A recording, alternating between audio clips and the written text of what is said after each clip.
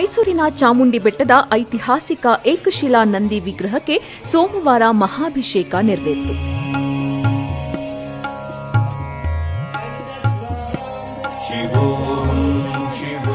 ಬೆಟ್ಟದ ಗ್ರಾಮಸ್ಥರು ಹಾಗೂ ನೂರಾರು ಭಕ್ತರು ಅಭಿಷೇಕದ ಬಣ್ಣಗಳಲ್ಲಿ ಹೊಳೆದ ನಂದಿಯನ್ನು ಕಣ್ತುಂಬಿಕೊಂಡರು.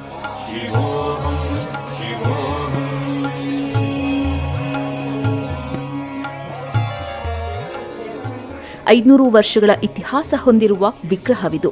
ಈ ವಿಗ್ರಹದ ಮಹಾಭಿಷೇಕಕ್ಕೆ ಸುತ್ತೂರು ಮಠದ ಶಿವರಾತ್ರಿ ದೇಶೀಕೇಂದ್ರ ಸ್ವಾಮೀಜಿ, ಆದಿಚುಂಚನಗಿರಿ ಮೈಸೂರು ಶಾಖಾ ಮಠದ ಸೋಮನಾಥಾನಂದ ಸ್ವಾಮೀಜಿ ಹಾಗೂ ಹೊಸ ಮಠದ ಚಿದಾನಂದ ಸ್ವಾಮೀಜಿ ಸೋಮವಾರ ಬೆಳಿಗ್ಗೆ ಚಾಲನೆ ನೀಡಿದರು. ಬೆಟ್ಟದ ಬಳಗ ಚಾರಿಟೇಬಲ್ ಟ್ರಸ್ಟ್ ಈ ಉತ್ಸವವನ್ನು ಆಯೋಜಿಸಿತ್ತು.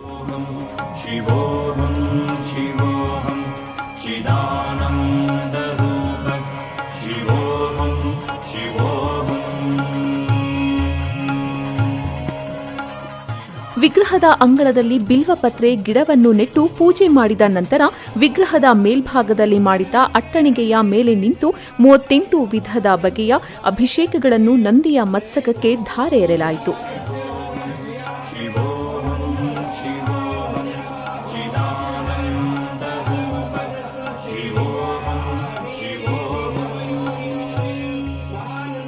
ಹಾಲು, ಮೊಸರು, ತುಪ್ಪ, ಜೇನುತುಪ್ಪ, ಸಕ್ಕರೆ, ಕದಳಿ, ದ್ರಾಕ್ಷಿ, ಬೇಲ, ಖರ್ಜೂರ, ಸೌತೆಕಾಯಿ, ಎಳನೀರು, ಕಬ್ಬಿನ ಹಾಲು, ನಿಂಬೆ, ಎಳ್ಳೆಣ್ಣೆ, ಪಾಯಸ, ಗೋಧಿ, ಕಡಲೆ, ಹೆಸರು ಹಿಟ್ಟು, ದರ್ಬೆ, ಪತ್ರೆ, ಕೇಸರಿ ಹಾಗೂ ಪುಷ್ಪ ಸೇರಿದಂತೆ ವಿವಿಧ ದ್ರವ್ಯಗಳ ಅಭಿಷೇಕವನ್ನು ನಂದಿಗೆ ಎರೆಯಲಾಯಿತು. ಕನಕ ಅಭಿಷೇಕ ಸಂದರ್ಭದಲ್ಲಿ ನಂದಿ ಮೇಲಿಂದ ನಾಣ್ಯಗಳು ಉದುರಿದ್ವು.